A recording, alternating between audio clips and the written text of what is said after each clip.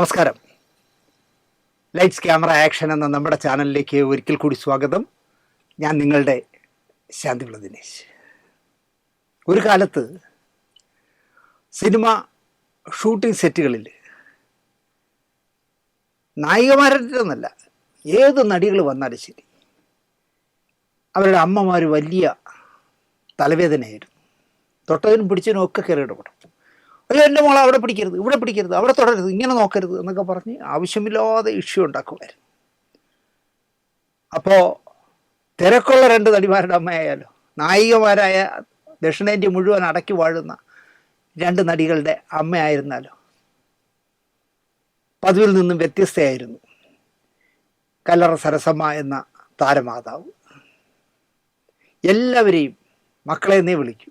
മക്കളെ എടാ ബാ പറയട്ട് എന്ന് പറഞ്ഞ് ഇങ്ങനെ പറയുള്ളൂ. വഴക്ക് പറയാനുണ്ടെങ്കിലും വിളിച്ച് കൂളായിട്ട് മക്കളെ നിന്ന് വിളിച്ച് അടുത്ത് വരുത്തിയിട്ടേ പറയും. അങ്ങനെ ചെയ്യരുതേ, അങ്ങനെ പറയരുതേ, അങ്ങനെ എഴുതരുതേ എന്നൊക്കെ പറയുള്ളൂ.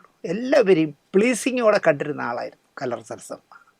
എന്നാൽ എന്തെങ്കിലും വിളച്ചിൽ നമ്പർ വല്ലതും കാണിച്ചാൽ ഏത് കൊല്ലക്കൊമ്പനോടും കയർക്കാൻ ഒരു മടിയുമില്ലാത്ത താരമാതാവായിരുന്നു കല്ലറ സരസമ്മ. മദ്രാസിൽ ചെന്ന് DMKയുടെ സ്ഥാപകനായ അണ്ണാദുരൈയുടെ വീടിനടുത്തുള്ള തെരുവിൽ സ്ഥലം വാങ്ങി ARS സ്റ്റുഡിയോ സ്ഥാപിച്ചു.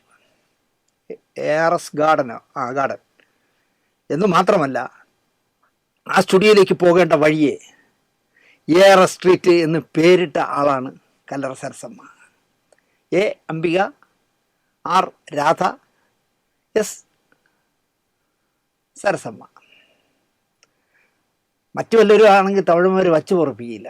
പക്ഷേ സരസമ്മയോട് ആരും പ്രശ്നം ഉണ്ടാക്കിയില്ല.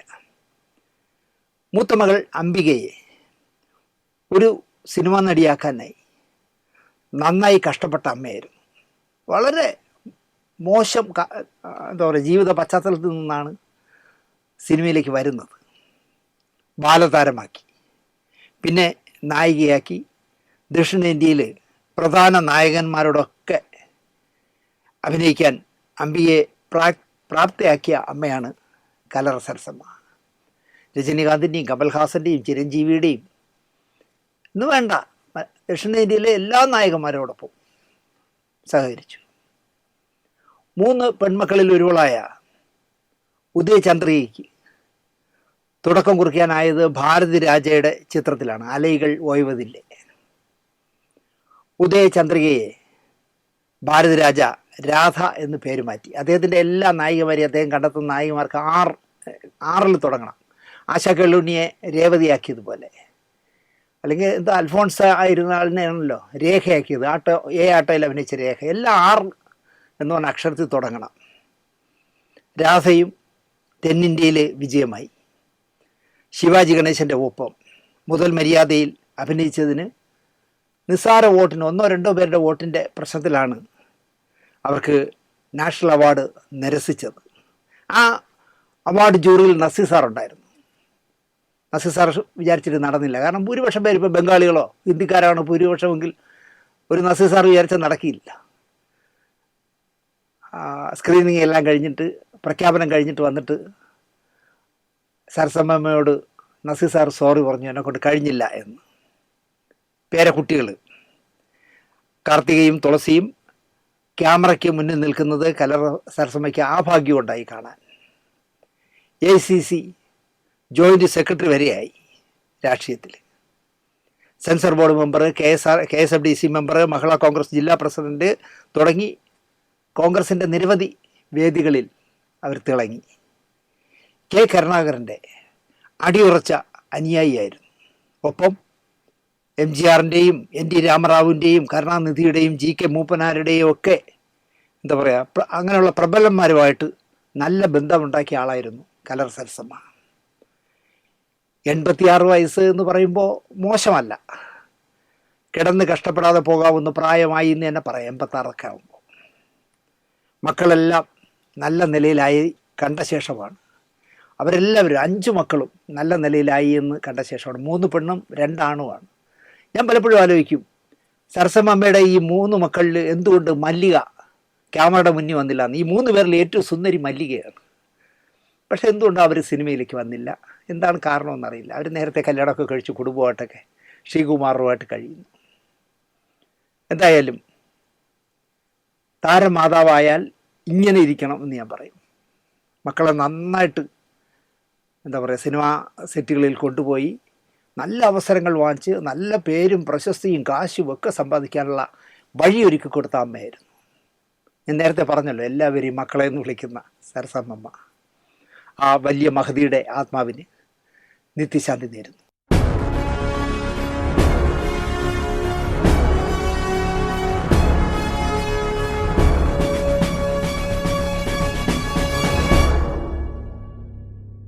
നമസ്കാരം. സിനിമാ വാരഫലത്തിൻ്റെ പുതിയ ലക്കത്തിലേക്ക് എല്ലാവർക്കും സ്വാഗതം.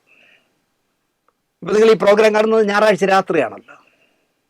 അടുത്ത ഞായറാഴ്ച രാത്രി നമ്മുടെ ലൈറ്റ്സ് ക്യാമറ ആക്ഷനിലെ വാരഫലം കണ്ടിട്ട് നിങ്ങൾ ഉറങ്ങി എണീക്കുമ്പോഴേക്കും 6-7 വർഷമായി ആർക്കും വേണ്ടാതായ ഒരു കേസിൻ്റെ വിധി പറയുകയാണ്. ദിലീപിൻ്റെ നടിയെ ആക്രമിച്ച കേസ്.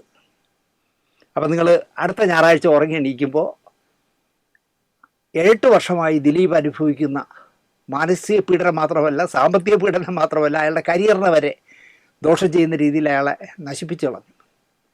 എന്തായാലും നിങ്ങൾ അടുത്ത ഞായറാഴ്ചത്തെ വാരഫലം കണ്ടിട്ട് എണീക്കുമ്പോഴേക്കും വിധി പുറത്തു വരും. വിധി എന്തും ആവട്ടെ, അതിനു മുന്നേ ചില മുന്നൊരുക്കങ്ങൾ നടത്തുന്നു, ഒരു പ്രിക്കോഷൻ എന്നുള്ള നിലയ്ക്ക്. അതുകൊണ്ടാണ് ഞാനിപ്പോൾ ഇത് പറയാൻ കാര്യം. ചിലർ ഗ്രൗണ്ടൊക്കെ ഉണ്ടാക്കി വയ്ക്കുന്നു, വിധി വന്നു കഴിഞ്ഞാൽ എന്തൊക്കെ പറയണമെന്ന്. ഇപ്പം തന്നെ അപകടത്തിൽപ്പെട്ട്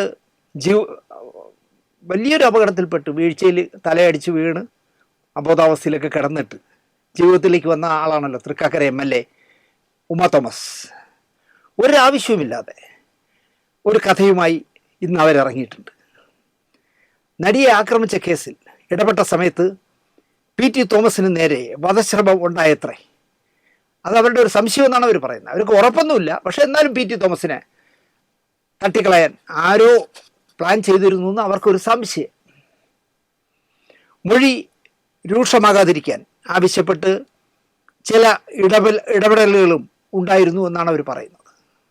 അതായത് PT തോമസിൻ്റെ മൊഴിയിൽ ആർക്കോ വേണ്ടി കൂടുതൽ കടുപ്പിച്ചൊന്നും പറഞ്ഞുകളയല്ലേ എന്ന് ആരോ അദ്ദേഹത്തോട് പറഞ്ഞു എന്നുണ്ട്. ഒരു MLA ആണെങ്കിൽ അങ്ങനെ അത് ഒളിച്ചു വയ്ക്കാൻ പാടില്ലായിരുന്നു. അത് പരസ്യമായി പറയണമായിരുന്നു. എന്നോട് ഇന്ന ആൾ വിളിച്ച് കുഴയ്ക്കല്ലേ, അല്ലെങ്കിൽ ഇങ്ങനെ പറയല്ലേ, അങ്ങനെ പറയല്ലേ എന്ന് പറഞ്ഞെങ്കിൽ അത് പറയണമായിരുന്നു. ഈ കേസിൽ നടിക്ക് നീതി കിട്ടണമെന്നും ഉമ തോമസ് ആഗ്രഹം പ്രകടിപ്പിച്ചു. കേരളത്തിൽ ആരെങ്കിലും ഒരാൾ ആ നടിക്ക് അർഹതപ്പെട്ട നീതി കിട്ടരുതെന്ന് ആരെങ്കിലും പറയൂ? ഇതൊക്കെ ഒരു മുന്നൊരുക്കമാണ്. എന്തായാലും അത്യാവശ്യമായിട്ട് ഒരിടം വരെ പോകുന്നു എന്ന് പറഞ്ഞിട്ടാണത്രേ പാതിരാത്രി PT തോമസ് MLA വീട്ടിൽ നിന്ന് പോയത്. എവിടേക്കാണ് പോകണമെന്ന് പറഞ്ഞില്ല, ഒരു അത്യാവശ്യ കേസ് എന്നുകൊണ്ട് പാതിരാത്രി പോയി എന്നാണ് പറയുന്നത്. അദ്ദേഹം ഇപ്പോൾ ഇല്ലാത്തതുകൊണ്ട് നമുക്ക് ഉമ തോമസ് പറയുന്നത് വിശ്വസിക്കാൻ പറ്റും. സംഭവം നടന്ന സ്ഥലം PT തോമസിൻ്റെ നിയോജക മണ്ഡലം അല്ല. അദ്ദേഹം തൃക്കാക്കരക്കാരനാണല്ലോ, ആ നിയമമണ്ഡലത്തിലാണല്ലോ. പക്ഷേ സംഭവം നടന്നത് വേറൊരു MLA നിയോജക മണ്ഡലത്തിലാണ്. പക്ഷേ PT തോമസിനെയാണ് വിളിച്ചത്, വരണം, ഇവിടെ എത്തണം എന്ന് പറഞ്ഞത്. എന്ന് മാത്രമല്ല, ഇത്തരം ഹീനമായ ഒരു കാര്യം നടന്നാൽ എത്രയും പെട്ടെന്ന് സമീപത്തെ പോലീസ് സ്റ്റേഷനിലേക്കാണ് വിളിച്ചറിയിക്കേണ്ടത്. പകരം ആൻറ്റോ ജോസഫിനെ ആദ്യം വിളിച്ചു വരുത്തി.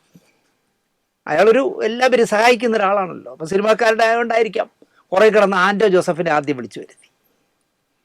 ആൻറ്റോ ജോസഫ് വരവുകാരിയായതുകൊണ്ട് ഓടിച്ചെന്നു. ആൻറ്റോ എന്ത് ചെയ്യുന്നു വെച്ചാൽ സ്ഥലം MLA അല്ലാത്ത PT തോമസിനെ വിളിച്ചു വരുത്തി. PT തോമസ് എന്ത് ചെയ്യുന്നു വെച്ചാൽ സ്ഥലം SIയെ വിളിച്ചില്ല, ഏതോ കൂടിയ ഏമാനെ വിളിച്ചു പറഞ്ഞ് അദ്ദേഹം സ്ഥലം SIയെ വിളിച്ചു പറഞ്ഞു. വല്ല കാര്യമുണ്ടോ? നേരെ കാക്കനാട് പോലീസ് സ്റ്റേഷനിൽ വിളിച്ചു പറഞ്ഞാൽ പോരെ? അത് പോരാ. MLA ആയതുകൊണ്ട് ഒരു ഗും കിട്ടാൻ അദ്ദേഹം ഉയർന്ന ഏതോ സിറ്റി പോലീസ് കമ്മീഷണറെയോ ആരെയോ വിളിച്ചു പറഞ്ഞു. അദ്ദേഹം സമയമെടുത്ത് പോലീസ് സ്റ്റേഷനിൽ വിളിച്ചു പറഞ്ഞ്, പോലീസ് സ്റ്റേഷനിൽ നിന്ന് SIയെ വിളിച്ചു പറഞ്ഞ്, SI ഉടുപ്പൊക്കെ പാൻറ്റും ഒക്കെ എടുത്തിട്ടാണ് ചെന്ന് ഒക്കെയാണ് കാര്യങ്ങൾ നടന്നത്. അതിനിടയിൽ സേഫായി പീഡിത പറഞ്ഞ സ്ഥലത്ത് കൊണ്ടാക്കിയിട്ട്, അതൊരു നല്ല രസമുള്ള കാര്യമാണ് അല്ലേ? ഈ വഞ്ചനയിൽ ചതി പാടില്ല എന്ന് പറയും. 6-7 കശ്മലന്മാർ ചേർന്ന് ഒരു പെൺകുട്ടിയെ പീഡിപ്പിച്ചിട്ട് ആ പെൺകുട്ടിയോട് എന്നെ ചോദിച്ചു, ചേച്ചി സേഫായിട്ട് എവിടെ പോകണം ചേച്ചിക്ക്? അപ്പോൾ ചേച്ചി സ്ഥലം പറഞ്ഞു, എനിക്ക് ഇന്നടത്ത് പോകണം. അവിടെ കൊണ്ടാക്കി കൊടുത്തു. അത്രയും മാന്യത ഈ കള്ളന്മാർ, ഈ പൾസർ സംഘവും കാണിച്ചു. എന്നിട്ട് ടാറ്റയൊക്കെ പറഞ്ഞ്, ടാറ്റ ചേച്ചി, ഓക്കെ ടാറ്റ എന്ന് പറഞ്ഞിട്ട് ഈ ക്രിമിനലുകൾ പമ്പ കടക്കും എന്നുള്ളത് സ്വാഭാവികം. ഈ ഏരിയയിലേക്കാണ് ഈ കേസിൽ തലയിൽ ആൾ താമസമുള്ളവർക്കൊക്കെ സംശയം ജനിക്കുന്നത്. ഇങ്ങനെ സംഭവിക്കുമെന്ന്. അതായത് ഒരു കുട്ടിയെ 7 പേർ ചേർന്ന് മോശമായി പെരുമാറി, അവരുടെ ആവശ്യം കഴിഞ്ഞപ്പോൾ അവർക്ക് എന്തൊക്കെ ഷൂട്ട് ചെയ്യണമായിരുന്നു, അതൊക്കെ ഷൂട്ട് ചെയ്തിട്ട് എവിടെ പോകണം ചേച്ചി സേഫായിട്ട്? ഞങ്ങൾ അത്ര മോശക്കാരോ ക്രൂരന്മാരോ അല്ല ചേച്ചി, ഇവിടെ ഞങ്ങൾ ഇറക്കി വിടുകയൊന്നുമില്ല. ചേച്ചിക്ക് എവിടെ പോകണമെന്ന് പറയും. തിരുവനന്തപുരത്ത് പോകണോ? ക്ലിഫ് ഹൗസിൻ്റെ മുമ്പിൽ കൊണ്ടാക്കണോ? അതോ പ്രതിപക്ഷ നേതാവിൻ്റെ കൺട്രോൾ റൂമിൽ കൊണ്ടാക്കണോ? എവിടെ വേണമെങ്കിലും ചേച്ചി പറയുന്നിടത്ത് ഞങ്ങൾ കൊണ്ടാക്കും. അപ്പോൾ ചേച്ചി ഒരു സ്ഥലം പറഞ്ഞു, അവിടെ കൊണ്ടാക്കി. അവിടെ കൊണ്ടാക്കിയിട്ട് എന്ത് ചെയ്തു? പെട്ടെന്ന് ആ കൊണ്ടാക്കിയ വീട്ടുടമസ്ഥൻ പോലീസ് സ്റ്റേഷനിൽ വിളിച്ചില്ല, അദ്ദേഹം ആൻഡോ ജോസഫിനെ വിളിച്ചു. കാരണം ഭരിക്കുന്നത് പിണറായിയും ആൻഡോ ജോസഫ് കറകളഞ്ഞ ഒരു കോൺഗ്രസ്സുകാരനാണല്ലോ. അപ്പോൾ കോൺഗ്രസ്സുകാരനെ വിളിച്ചു. അപ്പോൾ ആൻഡോ കഥയോട് പോക്ക് എടുത്തിട്ട് അങ്ങ് ചെന്നു. അപ്പോൾ ആൻഡോ വിവരം അറിഞ്ഞപ്പോൾ ആൻഡോയ്ക്ക് ഷോക്കായി. ആൻഡോയുടെ കോൺഗ്രസ് MLA വിളിച്ചു. സ്ഥലം MLA വിളിച്ചില്ല, കോൺഗ്രസ് MLA വിളിച്ചു. അപ്പോൾ കോൺഗ്രസ് MLA വന്നു. കോൺഗ്രസ് MLA എന്ത് ചെയ്തു? സമീപത്തെ പോലീസ് സ്റ്റേഷനിൽ വിളിച്ചില്ല, അദ്ദേഹം തലപ്പത്തുള്ള ഏമാനെ വിളിച്ചു. തലപ്പത്തുള്ള ഏമാൻ എന്ത് ചെയ്തു? സ്ഥലം SIയെ വിളിച്ചു. സ്ഥലം SI വീട്ടിൽ ചെന്നു. ഇത്രയും പ്രോസസ്സ് നടന്നു എന്നുള്ളതാണ്. അത് അവിടെയൊക്കെയാണ് നമുക്ക് ചില സംശയങ്ങൾ വരുന്നത്. എന്തായാലും വേവോളം ഇരിക്കാമെങ്കിൽ ആറോളം ഇരിക്കാം എന്നാണല്ലോ പണ്ടുള്ളവർ പറയുന്നത്. നമുക്കും കാത്തിരിക്കാം. നാളെ തിങ്കളാഴ്ച, അടുത്ത തിങ്കളാഴ്ച എന്താണ് ഹണി പറയുന്ന വിധി എന്താണെന്ന് നമുക്ക് നോക്കാം. അടുത്ത കഥ, മനുഷ്യരെല്ലാവരും നമ്മളെപ്പോലെ ആകണമെന്ന് ശാഠ്യം പിടിക്കാനാവില്ല. ഒരാൾക്കും അങ്ങനെ ശാഠ്യം പിടിക്കാൻ പറ്റില്ല. എന്നെ പോലെ ആവണം എന്ന് എനിക്ക് ശാഠ്യം പിടിക്കാൻ പറ്റുമോ? പലരും പല തരക്കാരായിരിക്കും, ഇല്ലേ? കൊട്ടാരക്കരയിൽ നിന്ന്, കൊട്ടാരക്കര എന്ന് പറയുമ്പോൾ എനിക്ക് പെട്ടെന്ന് മുത്തുവിനെയാണ് ഓർമ്മ പറഞ്ഞത്, വിക്രമൻ. കൊട്ടാരക്കരയിൽ നിന്ന് രമേശ് എന്നൊരു ചെറുപ്പക്കാരൻ ഇടയ്ക്കിടയ്ക്ക് എന്നെ വിളിക്കും. ഈ കഴിഞ്ഞ 2 ദിവസം മുമ്പ് എന്നെ വിളിച്ചു. പുള്ളിക്കാരൻ്റെ പ്രശ്നം, പൃഥ്വിരാജ് നായകനായ വിലായത് ബുദ്ധ വീണു ദയനീയമായിട്ട്. തിയേറ്ററിൽ പടാന്ന് താഴെ പോയി. സന്ദീപ് സേനൻ്റെ, നിർമ്മാതാവ് സന്ദീപ് സേനാണല്ലോ, നമ്മളെ മേനക സുരേഷ് എന്ന് പറയുന്ന സുരേഷ് കുമാറിൻ്റെ സഹോദരിയുടെ മകൻ, അല്ലെങ്കിൽ പങ്കജ് ഹോട്ടലിൻ്റെ ഉടമ ചന്ദ്രസേന നായരുടെ മകൻ. സന്ദീപ് സേനൻ്റെ 40 കോടി രൂപ പോയി എന്നാണ് ഈ രമേശ് പറയുന്നത്, കൊട്ടാരക്കരക്കാരൻ.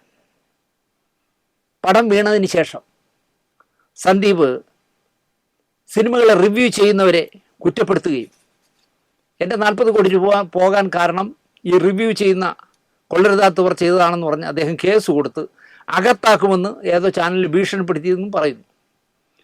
TV യിൽ അത് കണ്ടു എന്നാണ് രമേശ് പറഞ്ഞത്. അത് കണ്ടപ്പോഴാണ് ഓട എന്ന ശാന്തുള്ള ദിനേശനെ വിളിക്കാം എന്ന് വിചാരിച്ചത്.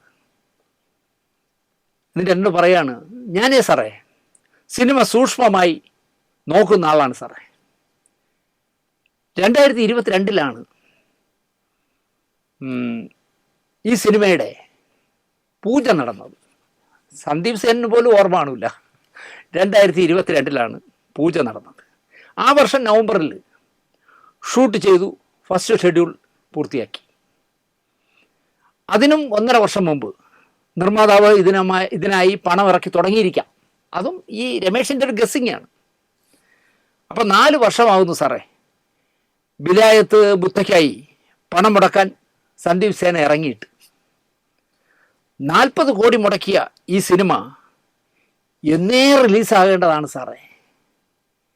ഈ സിനിമ തുടങ്ങിയ ശേഷം പൃഥ്വിരാജ് എത്ര സിനിമകളിൽ, മറ്റ് സിനിമകളിൽ അഭിനയിച്ചു.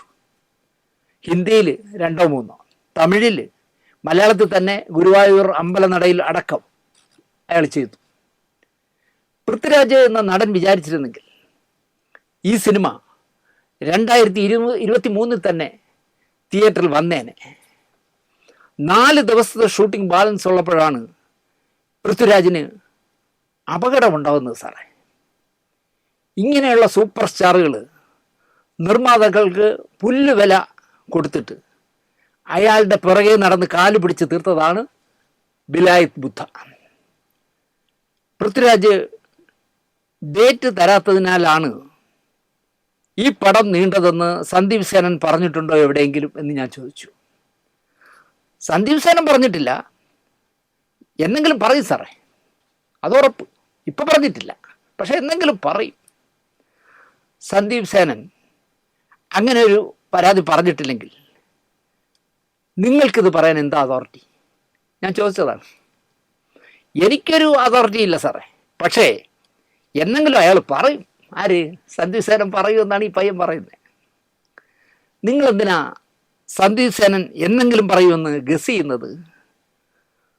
സന്ദീപ് സേനൻ ഓക്കെ, അയാൾ പൃഥ്വിരാജിനെതിരെ ഒന്നും പറഞ്ഞിട്ടില്ല. പുറത്തുനിന്ന് നോക്കുന്ന ഒരാൾക്ക് അങ്ങനെ പറഞ്ഞോളൂ സാറേ. അപ്പം ഞാൻ ചോദിച്ചു, സന്ദീപിനെ വീട്ടുകാരില്ലേ? ചന്ദ്രസേനൻ നായർ എന്ന സിനിമാക്കാരനായ വ്യവസായിയാണ് അയാളുടെ അച്ഛൻ. ജി സുരേഷ് കുമാർ എന്ന പ്രശസ്തനായ നിർമ്മാതാവും പ്രൊഡ്യൂസേഴ്സ് അസോസിയേഷൻ്റെ നേതാവുമാണ് അയാളുടെ അമ്മാവൻ. അവരല്ലേ ഇതൊക്കെ നോക്കേണ്ടത്? പുറത്തുനിന്ന് നിങ്ങളെന്തിനാ ഇതൊക്കെ നോക്കുന്നേ? നിങ്ങൾ സിനിമയെ നോക്കിയാൽ പോരെ എന്ന് ഞാൻ ചോദിച്ചു. ഈ സിനിമയിൽ 1 രൂപ രമേശ് നിങ്ങൾ മുടക്കിയിട്ടുണ്ടോ? ഇല്ല സാറേ, ഞാൻ ഒന്നും മുടക്കിയിട്ടില്ല. പൃഥ്വിരാജാണ് ഈ സിനിമയെ കുളമാക്കിയതെന്ന് സന്ദീപ് സേനൻ നിങ്ങളോട് പറഞ്ഞിട്ടുണ്ടോ? ഇല്ല സാറേ, എനിക്ക് സന്ദീപ് സേനനെ പരിചയമില്ല. അപ്പോൾ പിന്നെ രമേശേ, സിനിമ കണ്ടാൽ പോരെ? ഞാൻ സാറിനോട് പറയുന്നത്, എപ്പോഴും നിർമ്മാതാക്കളുടെ ഭാഗത്ത് നിൽക്കുന്ന ആളാണല്ലോ താങ്കൾ. എനിക്ക് തലയ്ക്ക് ഓളമുണ്ടായിട്ടൊന്നും അല്ല ഞാനിതിൽ ഇടപെടുന്നത്. സാറ് കണ്ടവരുടെ കാര്യങ്ങളിൽ ഇടപെടുന്നത് പോലെ ഞാനും ഒന്ന് ഇടപെട്ടതാ.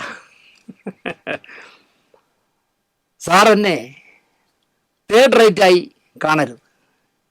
പൃഥ്വിരാജ് മാത്രം ചെയ്ത പ്രശ്നമാണ് സാറേ ഈ പടം ഇത്രയും നീണ്ടുപോയത്.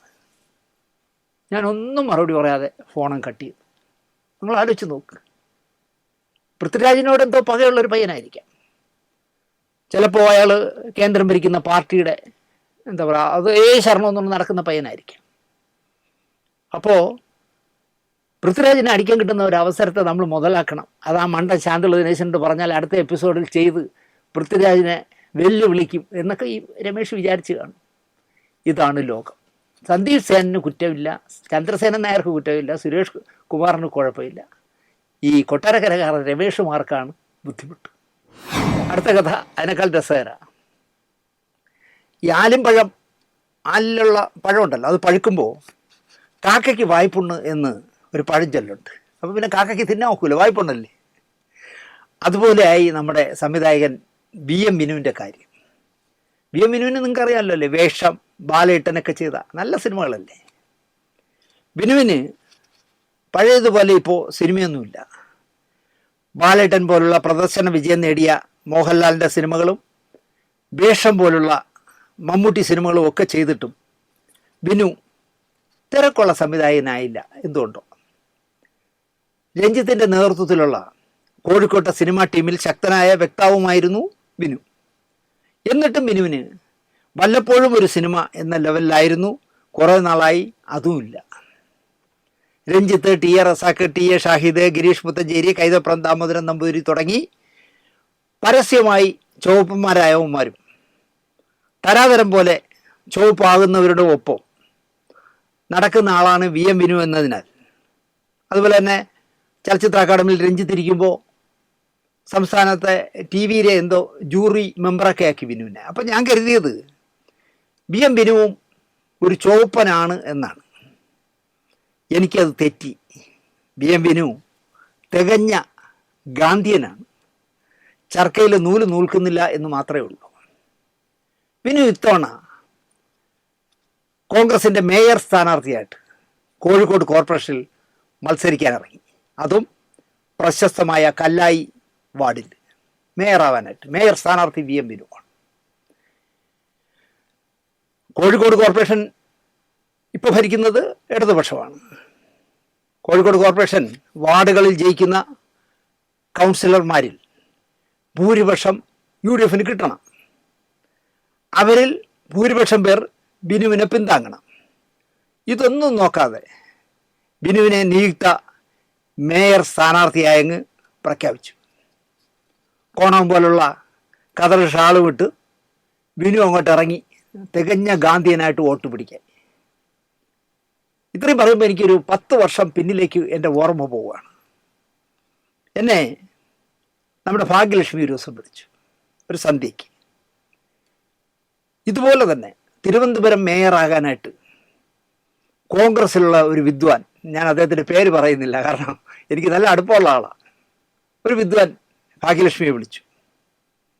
ഇതേപോലെ ഇപ്പോൾ നടക്കുന്ന വലിയ മത്സരം നടക്കുകയല്ലേ കവടിയാർ വാർഡ്.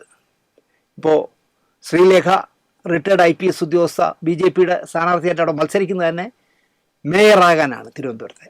അവരാണ് തിരുവനന്തപുരത്ത് മേയർ സ്ഥാനാർത്ഥി എന്നാണ് BJP ഔദ്യോഗികമായി പുറത്തുവിട്ടിരിക്കുന്നത്. നമ്മുടെ എന്താ പറയുക, മെട്രോ ശ്രീധരൻ സാറിനെ കേരളത്തിലെ മുഖ്യമന്ത്രിയാക്കാൻ പാലക്കാട്ട് നിർത്തിയതുപോലെ അവിടെ അദ്ദേഹം വീട് വാടകയ്ക്ക് വരെ എടുത്തില്ലേ മുഖ്യമന്ത്രിയുടെ ഓഫീസായിട്ട്. അവിടെ പാലക്കാട് ഭാഗത്തൊക്കെ ഉള്ളവർക്ക് പരാതി പറയാൻ മുഖ്യമന്ത്രിയുടെ അവിടുത്തെ ഓഫീസിൽ ചെന്നാൽ മതി എന്ന് സീരിയസ് ആയിട്ട് ശ്രീധരൻ സാർ പറയുക വരെ ചെയ്തു. അതുപോലെ ശ്രീലേഖയാണ് BJPയുടെ തിരുവനന്തപുരത്തെ പുതിയ മേയർ സ്ഥാനാർത്ഥി. ഒരു കവടിയാർ വാർഡിൽ, ആ കവടിയാർ വാർഡിൽ ഭാഗ്യലക്ഷ്മിയെ കോൺഗ്രസ് സ്ഥാനാർത്ഥിയായി മത്സരിപ്പിക്കാനാണ് ഈ വിദ്വാൻ തീരുമാനിച്ചത്. അന്ന് ഞാൻ ഭാഗ്യലക്ഷ്മിയുടെ ശത്രുവല്ല, മിത്രമാണ്, നല്ല ബന്ധമായിരുന്നു ഞങ്ങളെ. അപ്പോൾ കവടിയാറിൽ നിന്ന് ഭാഗ്യലക്ഷ്മി ജയിച്ചു കഴിഞ്ഞാൽ തിരുവനന്തപുരം കോർപ്പറേഷൻ മേയർ ഭാഗ്യലക്ഷ്മി ആയിരിക്കും. ഒരു നാൾ സന്ധ്യയ്ക്ക് ഭാഗ്യലക്ഷ്മി എന്നെ വിളിച്ചു, എന്നിട്ട് ഈ കാര്യം പറഞ്ഞു. എനിക്കവർ പറയുന്നിടം സത്യത്തിൽ എനിക്ക് പാവം തോന്നി. കാരണം ദിനേശേ, കവടിയാർ വാർഡിൽ ഞാൻ നിന്നാൽ ജയിക്കുമോ? ഞാൻ പറഞ്ഞു, ഇപ്പോഴത്തെ പേരും പ്രശസ്തിയും നിന്റെ സൗന്ദര്യവും ഒക്കെ വെച്ച് നീ ജയിക്കും. ഞാനങ്ങനെ ജയിച്ചാൽ തിരുവനന്തപുരം കോർപ്പറേഷൻ്റെ മേയറാവോ? ഞാൻ ചോദിച്ചു, ആര് പറഞ്ഞു ഈ മണ്ടത്തരം? അല്ല, ആവോ? ഞാൻ പറഞ്ഞു, ഒരിക്കലും ആവൂല. ആവില്ല എന്ന് മാത്രമല്ല, ഇതിൽ രസം എന്താണെന്ന് ചോദിച്ചാൽ ഭാഗ്യലക്ഷ്മി അക്കാലത്ത് ബുദ്ധിജീവിയൊന്നും ആയിട്ടില്ല, സ്ത്രീപക്ഷ വിപ്ലവ പോരാളിയും ആയിട്ടില്ല, പുസ്തകവും എഴുതിയിട്ടില്ല, നിറഭേദങ്ങളൊന്നും എഴുതിയിട്ടില്ല.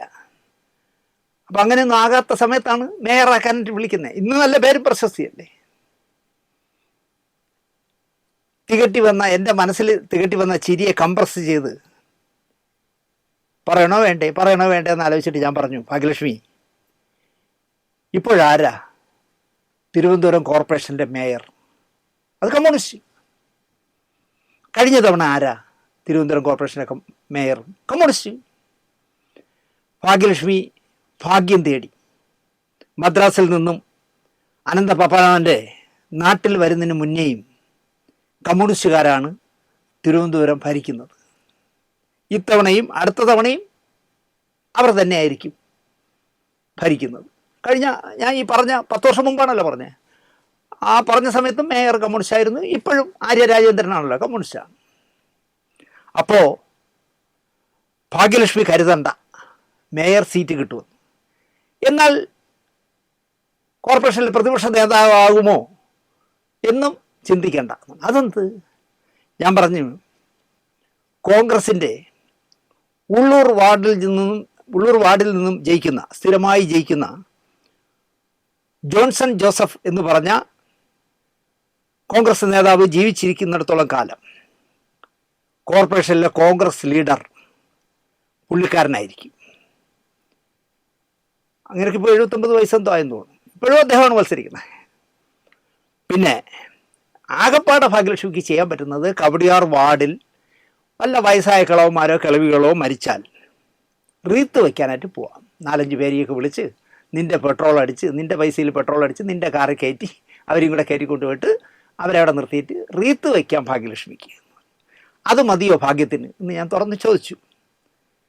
എന്നാലും എന്ന് പറഞ്ഞ ഈ പറഞ്ഞ ഭാഗ്യലക്ഷ്മിയെ കുഴി ചാടിക്കാൻ നോക്കി അയാളുടെ പേര് പറഞ്ഞിട്ട് പറഞ്ഞു, എന്നെ കള്ളം പറഞ്ഞ് പറ്റിച്ചല്ലോ ദിനേശേ എന്ന് പറഞ്ഞു. ഞാനില്ലെന്നും പറഞ്ഞ് ഞാനില്ലേ എന്ന് പറഞ്ഞ് ഭാഗ്യലക്ഷ്മി വലിഞ്ഞളഞ്ഞു, നിന്നില്ല. 6 തവണ, അതായത് 5 വർഷം വെച്ചാകുമ്പോൾ 6 തവണ 30 വർഷമായിട്ട് ജോൺസൺ ജോസഫാണ് എന്ന് പറഞ്ഞ 74-കാരനാണ് അവിടെ ഉള്ളൂരിലെ കൗൺസിലർ. കോർപ്പറേഷനിലെ കോൺഗ്രസിൻ്റെ കക്ഷി നേതാവുമാണ് ജോൺസൺ ജോസഫ്. നമ്മൾ പറഞ്ഞ് VM മനുവിൻ്റെ കാര്യം വിട്ടുപോയി. വിനു നാമനിർദ്ദേശ പത്രിക കോൺഗ്രസ്സുകാരുമായി ചെന്ന് കൊടുത്തു. മനോഹരമായി ഭരണാധികാരി ആ നാമനിർദ്ദേശ പത്രിക തള്ളി നിസ്സാര കാര്യത്തിനൊന്നുമല്ല, ഒപ്പിടാത്തോണ്ടൊന്നുമല്ല. വോട്ടർ പട്ടികയിൽ കോഴിക്കോട്ട് വോട്ടർ പട്ടികയിൽ പേരില്ലാത്തയാളാണ് മത്സരിക്കാനിറങ്ങിയ VM വിനു. മലാപ്പറമ്പ് എന്ന് പറഞ്ഞ കോഴിക്കോട്ട് സ്ഥലമുണ്ട്. അപ്പോൾ മലാപ്പറമ്പ് കൗൺസിലർ കോൺഗ്രസിൻ്റെ KP രാജേഷ് കുമാർ ഉറപ്പ് കൊടുത്തു അത്രേ കോൺഗ്രസ്സിന്, എൻ്റെ പ്രദേശത്തെ വോട്ടറാണ് VM വിനു, കഴിഞ്ഞ ഇലക്ഷനിലും എനിക്കൊന്ന് വോട്ട് ചെയ്തു, ധൈര്യമായി നിന്നോളാൻ പറഞ്ഞു. വിനു ധൈര്യമായിട്ട് കയറി നിന്നു. ഭരണാധികാരി തള്ളി. രാജേഷിനെ കോൺഗ്രസ് ശാസിക്കുകയും കൗൺസിലർ സ്ഥാനത്ത് നിന്ന് രാജി എഴുതി വാങ്ങുകയും ചെയ്തു. ഈ കാരണം കൊണ്ട് വിനുവിനെ കുഴിയിൽ ചാടിച്ചതിൻ്റെ പേരിൽ. വോട്ടർ പട്ടികയിൽ പേരില്ലെങ്കിൽ പേര് ചേർക്കാൻ ഉത്തരവിടാൻ വിനു കോടതിയിൽ പോയി, ഹൈക്കോടതിയിൽ. സെലിബ്രിറ്റി എന്ന പേരിൽ പ്രത്യേക പരിഗണന ഒന്നുമില്ല എന്ന് പറഞ്ഞ് ജസ്റ്റിസ് PV കുഞ്ഞികൃഷ്ണൻ ആ ഹർജിയും തള്ളി. കാരണം 10 വർഷമായിട്ടെങ്കിലും ആലോചിക്കണ്ടേ, ഞാൻ വോട്ട് ചെയ്യുന്നില്ലല്ലോ എന്നുള്ള ബോധമെങ്കിലും വേണ്ടേ. വോട്ടേ ചെയ്യുന്നില്ല, ഇതിൽ വോട്ടർ ID-യിൽ പേരുമില്ല. അപ്പോഴും ഒരു പേര് ചേർക്കാനുള്ള സന്മനസ് പോലും ഈ എന്താ പറയുക ജനനേതാവിനില്ലാതെ പോയി എന്നുള്ളതാണ്. അങ്ങനെ തള്ളിയത് കാരണം കട്ടയും പടവും ഒക്കെ മടങ്ങി എന്ന് പറയുന്നത് ഇതാണോ വിനു എന്ന് ചോദിക്കണം. വിനു അങ്ങനെ കട്ടയും പടമൊക്കെ മടങ്ങിപ്പോയി. ഇനി നിയമസഭയിലേറ്റം നിർത്തുമോ എന്തോ. അടുത്ത കഥ. ആനയുടെ വില അറിയില്ല എന്ന് പണ്ടുള്ളവർ പറയും. ആനയ്ക്ക് അറിയില്ല വാസ്തവത്തിൽ, അത് കുഞ്ഞു കണ്ണൊക്കെ ഉണ്ട്, അതിന് അറിയില്ല അതിൻ്റെ വില. അങ്ങനെ ആനയുടെ വില അറിയില്ല എന്ന് പറഞ്ഞ കണക്ക് ഒരു ഉദാഹരണം പറയാൻ ആരെങ്കിലും എന്നോട് പറഞ്ഞാൽ, പെട്ടെന്ന് പറഞ്ഞാൽ ഞാൻ പറയും ഷമ്മി തിലകൻ. ചെറുപ്രായത്തിൽ അച്ഛൻ സംവിധാനം ചെയ്യുന്ന നാടകങ്ങളിൽ സഹസംവിധായകൻ, മിടുമിടുക്കനായ ഡബ്ബിംഗ് ആർട്ടിസ്റ്റ്, മലയാളി കണ്ട ഏറ്റവും മിടുക്കനായ ഡബ്ബിംഗ് ആർട്ടിസ്റ്റ്, സിനിമയിൽ സഹസംവിധായകൻ, നല്ല ക്യാരക്ടർ വേഷങ്ങൾ ചെയ്ത് തിയേറ്ററിൽ കയ്യടി നേടിയ നടനുമാണ് ഷമ്മി. അച്ഛൻ ജീവിച്ചിരിക്കുമ്പോൾ നിശബ്ദനാവുകയും അച്ഛൻ മരിച്ചപ്പോൾ എന്തിലും ഏതിലും തലയിട്ട് ഷമ്മി വെറുതെ വിവാദങ്ങളുണ്ടാക്കി. അമ്മയെന്ന് വരെ പുറത്തു പോയല്ലോ. ഇവനൊരു കുഴപ്പക്കാരനാണ് എന്ന ഇമേജ് ഷമ്മി സ്വയം ഉണ്ടാക്കി. കിട്ടാമായിരുന്ന വലിയ അവസരങ്ങൾ സ്വയം തട്ടിത്തെറിപ്പിച്ച മനുഷ്യനാണ് ഷമ്മി തിലകൻ. അച്ഛനെ എന്തായാലും ഷമ്മിക്ക് തിരുത്താനോ ഉപദേശിക്കാനോ അഭിപ്രായം പറയാനോ പറ്റില്ല, ഓടിക്കും തിലകൻ ചേട്ടൻ. അതുകൊണ്ടാകണം അച്ഛൻ ജീവിച്ചിരുന്നപ്പോൾ നിശബ്ദനായത്. കൈരളി ചാനലിനായി ഞാനെടുത്ത ഇൻ്റർവ്യൂവിലടക്കം എൻ്റെ പിൻഗാമി എന്ന് അഭിമാനത്തോടെ തിലകൻ ചേട്ടൻ പറഞ്ഞത് ഷമ്മിയായിരുന്നു. 6 മക്കളുണ്ടല്ലോ അദ്ദേഹത്തിന്. 6 പേരിൽ അദ്ദേഹം പറഞ്ഞത് എൻ്റെ പിൻഗാമി എന്ന് പറയുന്നത് ഷമ്മിയാണ് എന്ന് പറഞ്ഞ് കൈരളിയുടെ ലൈബ്രറി കാണും. എന്നിട്ടും ഷമ്മി തല്ലിക്കെടുത്തി സ്വന്തം പ്രതിഭയെ പല രീതിയിൽ. രഘുവരൻ, നമ്മുടെ രോഹിണിയുടെ ഭർത്താവായിരുന്ന രഘുവരൻ അടക്കമുള്ള നടന്മാർക്ക് കരുത്തേകിയ ഡബ്ബിങ് മാത്രം മതി ഷമ്മിയുടെ കഴിവറിയാൻ. ഏതു തരം വേഷങ്ങളും തനിക്ക് വഴങ്ങുമെന്ന് നിരവധി തവണ തെളിയിച്ച ആളാണ് ഷമ്മി. ഇപ്പോൾ ജോഷി സാറിൻ്റെ റൺ ബേബി റൺ 4K റെസൊല്യൂഷനിൽ റിലീസ് ചെയ്യാൻ പോവാണ് തിയേറ്ററിൽ. ആ സിനിമയിൽ ഒരു SIയുടെ വേഷം ചെയ്തിട്ടുണ്ട് ഷമ്മി. നമ്മൾ അറിയാതെ ചിരിച്ചു പോകും ഷമ്മിയുടെ പ്രകടനം കേട്ടാൽ. അതുപോലെ എനിക്ക് പടത്തിൻ്റെ പേര് ഓർമ്മ കിട്ടുന്നില്ല. വിജയരാഘവൻ ഒരു കേരള കോൺഗ്രസ് നേതാവാണ്. ആ രാഷ്ട്രീയ നേതാവിൻ്റെ മകൻ ആയിട്ടാണ് ഷമ്മി അഭിനയിച്ച ഒരു പടത്തിൻ്റെ പേര് ഓർമ്മയില്ല. ഇയാൾ ഒരു അഭിസാരികയെ ഉപയോഗിക്കാനായിട്ട് വീട്ടിൽ കൊണ്ടുവരും. നാട്ടുകാരെന്തെന്ന് വെച്ചാൽ വീട് വളഞ്ഞ് ട്രാപ്പിലാക്കി വിജയരാഘവനെ വിളിച്ചു വരുത്തും. രാഷ്ട്രീയ നേതാവല്ലേ, മോനെ കഥ തുറയടാ എന്നൊക്കെ പറഞ്ഞ് കഥ തുറക്കുമ്പോൾ ഇറങ്ങി വരുന്ന പെണ്ണെ കാണുമ്പോൾ വിജയരാഘവൻ തന്നെ ഞെട്ടും. കാരണം അയാൾ ഉപയോഗിച്ചിട്ടുണ്ടോ എന്ന് എനിക്കറിയില്ല. അയാൾ ഞെട്ടും എന്തായാലും. കൂടെ വന്നവരെല്ലാം കൊല്ലം തുളസി അടക്കമുള്ളവരിൽ നിന്ന് ചിരിക്കും. ഒന്നും സംഭവിക്കാത്തല്ല പുള്ളി പറയും, ഞാൻ രാഷ്ട്രീയ പ്രവർത്തനമാണ്, ഞാൻ മാതൃക കാണിക്കണമെന്ന് പറഞ്ഞിട്ട് അവർ രണ്ടുപേരും അവിടെ വെച്ച് തന്നെ കല്യാണം കഴിപ്പിച്ചു കൊടുക്കും. അവിടെയൊക്കെ ഷമ്മി കാണിക്കുന്ന വേല വേണം കാണാൻ. മനോഹരമായി ഹ്യൂമർ വഴങ്ങുന്ന നടനാണ് ഷമ്മി. തനിക്ക് ഈസിയായി ഇതൊക്കെ ചെയ്യാനാവുമെന്നതിന് തെളിവാണ് ഈ പടങ്ങളൊക്കെ. അതുപോലെ തന്നെ വില്ലൻ വേഷം നമുക്ക് ഞെക്കി കൊന്നുകളയാൻ തോന്നും. നിരവധി കഥാപാത്രങ്ങൾ വില്ലൻ വേഷങ്ങൾ മനോഹരമാക്കിയിട്ടുണ്ട് ഷമ്മി. വിലായത്ത് ബുദ്ധയിൽ ഷമ്മി ശരിക്കും പറഞ്ഞ കസറി. ആകപ്പാടെ എനിക്ക് തോന്നിയത് ഷമ്മി ആവശ്യമില്ലാതെ തിലകൻ ചേട്ടനെ ഓർമ്മിപ്പിക്കുന്നു ക്യാമറയ്ക്ക് മുന്നിൽ. എൻ്റെ അച്ഛനെ അല്ലാതെ വല്ലവൻ്റെയും അച്ഛനെ അല്ലല്ലോ ഞാൻ ഓർമ്മിപ്പിച്ചതെന്ന് വേണമെങ്കിൽ ഷമ്മിക്ക് പറയാം. ന്യായവുമാണ് ഷമ്മി അങ്ങനെ പറഞ്ഞാൽ. അത് വേണ്ട ഷമ്മി, തനിക്ക് സ്വന്തം പാത മതി എന്ന് ഞാൻ പറയും. അതിനുള്ള കഴിവ് ദൈവം സഹായിച്ച് ഷമ്മിക്ക് കിട്ടിയിട്ടുണ്ട്. തിലകൻ ചേട്ടൻ പ്രേക്ഷക മനസ്സിൽ തന്നിട്ട് പോയതൊക്കെ അതവിടെ കിടക്കട്ടെന്നേ തിലകൻ ചേട്ടൻ്റെ പറ്റില്ലേ. മകനും ഭാര്യയും ഒക്കെ തിയേറ്ററിൽ പോയി വിലായത്ത് ബുദ്ധ കണ്ടിട്ട് ഷമ്മി ഇറങ്ങി വരുമ്പോൾ ആ മുഖത്തെ സന്തോഷം കാണണമായിരുന്നു. അഭിമാനവും ആത്മസംതൃപ്തിയും ഒക്കെ അപ്പോൾ ഷമ്മിയുടെ മുഖത്ത് കളിയാടുകയായിരുന്നു. എന്നോടൊപ്പം അഭിനയിച്ച പൃഥ്വി മനോഹരമായി ചെയ്തതിനാലാണ് ഞാൻ നന്നായതെന്നും എന്നെ ഈ വേഷം ഏൽപ്പിച്ചതിന് നന്ദി പറയുകയാണെന്നുമൊക്കെ ക്ഷമയോടെ നിന്ന് ഷമ്മി പറയുന്നു ക്യാമറയുടെ മുന്നിൽ.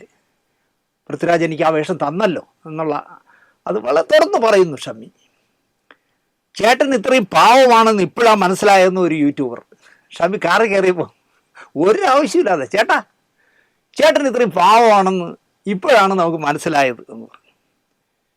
അപ്പോൾ ഷമ്മി ആ പയ്യനെ ഉപദേശിക്കും പോലെ പറയുകയാണ്, നമ്മൾ പലതും കാണുന്നത് നമ്മൾ വിചാരിക്കുന്ന തരത്തിലല്ല എന്നും സിനിമയിലെ കഥാപാത്രമല്ല ഷമ്മി എന്ന് നിങ്ങൾ മനസ്സിലാക്കണം എന്നാണ് ഷമ്മി തിലകൻ കൊടുക്കുന്ന ഉപദേശം. ചേട്ടൻ സൂപ്പറാണെന്ന് പറയുമ്പോൾ ഒരു താങ്ക് യു പറഞ്ഞിട്ടാണ് ഷമ്മി പോകുന്നത്. ഞാൻ എന്ന നടൻ ഒരു കടയും തുറന്ന് വച്ചുകൊണ്ടിരിക്കുന്നത് എന്തിനാണ്? ഷമ്മി ചോദിക്കുകയാണ്. അഭിനയിക്കാനാണ്. ഞാൻ അഭിനയിക്കുമ്പോൾ എൻ്റെ അഭിനയത്തിനെതിരെ നിൽക്കുന്ന എൻ്റെ മോൻ അടുത്ത സമീപത്ത് അയാളുടെ മകൻ നിൽപ്പുണ്ട്. അപ്പം മോനല്ല ശോഭ മോഹൻ്റെ സൈഡ് അനന്തരവും പയ്യനാണ് നിൽക്കണേ. ഒന്നും ചെയ്യാതെ ബ്ലാങ്കായി നിന്നാൽ ഒന്നും ചെയ്യാതെ ബ്ലാങ്കായി നിന്നാൽ എനിക്ക് അഭിനയിക്കാൻ പറ്റുമോ? അപ്പം ഞാൻ നിർത്തി അഭിനയം. ഷമ്മിക്ക് അറിയാമോ എന്ന് എനിക്കറിയില്ല. ഈ അനുഭവം തിലകൻ ചേട്ടനും പറഞ്ഞിട്ടുണ്ട്. ഒരു സിനിമയിൽ തിലകൻ ചേട്ടൻ അച്ഛനായിട്ടും ഭർത്താവായിട്ടും അഭിനയിക്കുകയാണ്. അപ്പോൾ ഭാര്യ മരിച്ചതറിഞ്ഞ് ഓടി വരും തിലകൻ ചേട്ടൻ. നിശ്ചലയായി കിടക്കുന്ന ഭാര്യയുടെ മുന്നിൽ ഹൃദയം പൊട്ടി തകർന്നു നിൽക്കുന്ന ഭർത്താവ്. അടുത്ത് മകൻ നിൽപ്പുണ്ട്. ഒരു ഭാവഭേദവുമില്ല. അമ്മ ഉറങ്ങി കിടക്കുന്ന രീതിയിലാണ് ആ മകൻ നിൽക്കുന്നത്. കട്ടക്കാലം മുള്ളിട്ട് കുത്തി കൊടുത്താലും അവൻ്റെ മുഖത്തൊന്നും വരില്ല. അതാണ് പ്രശ്നം. ഇത് കണ്ട തിലകൻ ചേട്ടൻ ആ നടനോട് പറഞ്ഞു, ആശാനെ നിങ്ങളുടെ അമ്മയാണ് ഈ കിടക്കുന്നത്, അതിന് ഞാൻ എന്ത് ചെയ്യാനാ ചേട്ടാ? ഡയലോഗില്ല. കാരണം ഇവന് ഡയലോഗ് പറയാൻ മാത്രമേ അറിയാവൂ, അഭിനയിക്കാൻ അറിയില്ല. ഷമ്മി കസറട്ടെ കുറേ സിനിമകളിൽ എന്ന് ഞാൻ പ്രാർത്ഥിക്കുന്നു, ആഗ്രഹിക്കുന്നു. കാരണം ഷമ്മിയെ പോലുള്ളവർ മലയാള സിനിമയിൽ സജീവമായി ഉണ്ടാകും. അടുത്ത കഥ എല്ലാം രസകരമായ കഥകളാണ്. അച്ഛനമ്മമാർ മക്കൾക്ക് ഓരോ പേരിടുന്നതും ഒരുപാട് ആലോചിച്ചിട്ടാകും. ഇന്നത്തെ കാലത്തല്ല, പഴയ കാലത്ത്. ഇപ്പോൾ പേരിനൊരു അർത്ഥം വേണം എന്ന് പോലും ആരും ചിന്തിക്കാറില്ല. അതുകൊണ്ട് തന്നെ ആ പേരുകൾക്ക് ഒരു ചാരുതയും ഇല്ലാതാവുന്നു. സിനിമകളുടെ കാര്യവും അങ്ങനെ തന്നെ. സത്യനന്ദിക്കാടിൻ്റെ, ഫാസിലിൻ്റെ, ബാലചന്ദ്രമേനൻ്റെ ഒക്കെ സിനിമകളിൽ, പത്മരാജ സാറിൻ്റെ ഒക്കെ സിനിമകളിൽ നൽകിയിരുന്ന പേരുകൾ എത്ര ഹൃദ്യമായിരുന്നില്ലേ? എന്നോടിപ്പോൾ നമ്മുടെ പ്രണവ് അഭിനയിച്ച ആ പ്രേതപടം ഇല്ലേ, ഹൊറർ പടത്തിൻ്റെ പേര് വെച്ചാൽ എനിക്കറിയില്ല സത്യത്തിൽ. നമ്മുടെ മനസ്സിൽ തങ്ങി നിൽക്കുന്ന പേരുകളേ അല്ല ഇപ്പം സിനിമകൾക്കുള്ളത്. എന്തിന് പേരിടുമ്പോഴും ആ ചാരുത കാണാമായിരുന്നു പഴയ കാലത്ത്. കാലം മാറുന്നതിനനുസരിച്ച് പേരുകളുടെ കോലവും മാറി. ഇപ്പോൾ ഐശ്വര്യ റായിയുടെ മോളെ പേര് എന്തെന്ന് അന്വേഷിച്ചിട്ട് അതെടുത്ത് ഇവിടുത്തെ കുട്ടിക്കിടും. എടാ വടക്കേ ഇന്ത്യയിലെ ഒരു കുട്ടീൻ്റെ പേരെടുത്ത് എന്തിനടാ ഇവിടെ ഇടണമെന്ന് ആരും ചോദിക്കില്ല. ഈ പേരിൻ്റെ അർത്ഥം എന്താ? ഐശ്വര്യ റായിയുടെ മോള്, അതാണ് അർത്ഥം. അല്ലാതെ ആ പേരിൻ്റെ അർത്ഥം പോലും പലർക്കും അറിയില്ല. അച്ഛനമ്മമാരിട്ട മനോഹരമായ പേരുകൾ പലപ്പോഴും സിനിമയിൽ മാറ്റിയിട്ടുണ്ട്. മാറ്റിയിട്ടപ്പോൾ ചിലർക്ക് സൂട്ടബിളായതും ചിലർക്ക് കല്ലുകടിയായ പേരുകളുമാണ് കിട്ടിയത്. തേവലക്കര ചെല്ലപ്പൻ എന്നൊരു പ്രശസ്തനായ അസോസിയേറ്റ് ഡയറക്ടർ ഉണ്ടായിരുന്നു. ജോഷി സാറിൻ്റെയും PG വിശ്വംഭരൻ്റെയൊക്കെ അസോസിയേറ്റ് ആയിരുന്നു. അദ്ദേഹം മമ്മൂട്ടിയെ നായകനാക്കി സിനിമകൾ ചെയ്തപ്പോൾ തേവലക്കര ചെല്ലപ്പൻ തന്നെയായിരുന്നു. വിലപിടിപ്പുള്ള താരങ്ങളുടെ ഡേറ്റ് കിട്ടാതായപ്പോൾ തട്ടിക്കൂട്ട് സിനിമകളിലേക്ക് ഇറങ്ങി. പൊളിഞ്ഞു എന്ന് ഞാൻ പറയണ്ടല്ലോ, അവസരങ്ങൾ ഇല്ലാണ്ടായി. ആരോ തേവലക്കര ചെല്ലപ്പനോട് പറഞ്ഞു കൊടുത്തു, നിന്റെ പേരിൻ്റെ പ്രശ്നമാണ്, ഈ തേവലക്കര ചെല്ലപ്പൻ എന്ന് കിട്ട ആരുടെ പഞ്ചായത്ത് മെമ്പർ എന്നല്ലേ വിചാരിക്കൂ എന്നെന്തോ പറഞ്ഞു കൊടുത്തു. ചെല്ലപ്പണ്ണൻ പുതിയ പേരുകൾ തപ്പി ഒരു പുതിയ പേരിടാനായിട്ട്. ആദ്യം ഇടാനിരുന്ന പേര് ദിനേശ് എന്നായിരുന്നു. എന്തോ ഭാഗ്യത്തിന് അത് ഇട്ടില്ല. പിന്നെയും പലതും നോക്കി. അവസാനം പ്രശാന്ത് എന്ന് നാമകരണം നടത്തി. എന്നിട്ടും ചെല്ലപ്പണ്ണന് പടവും കിട്ടിയില്ല, കിട്ടിയ പടം ഓടിയതുമില്ല. എന്ന് മാത്രമല്ല, പ്രശാന്താണ് തേവലക്കര ചെല്ലപ്പനെന്ന് ആർക്കും മനസ്സിലായതേയില്ല. M. കൃഷ്ണൻ നായർ സാറിൻ്റെ പ്രിയ ശിഷ്യനായിരുന്നു മധു വൈപ്പിൽ. സ്വതന്ത്ര സംവിധായകനായൻ വന്നപ്പോൾ തിരക്കഥാകൃത്ത് കലു ഡെന്നീസ് പറഞ്ഞു, മധു പേരൊന്നും മാറ്റണം, ഈ മധു വൈപ്പിൽ അതൊന്നും വേണ്ട.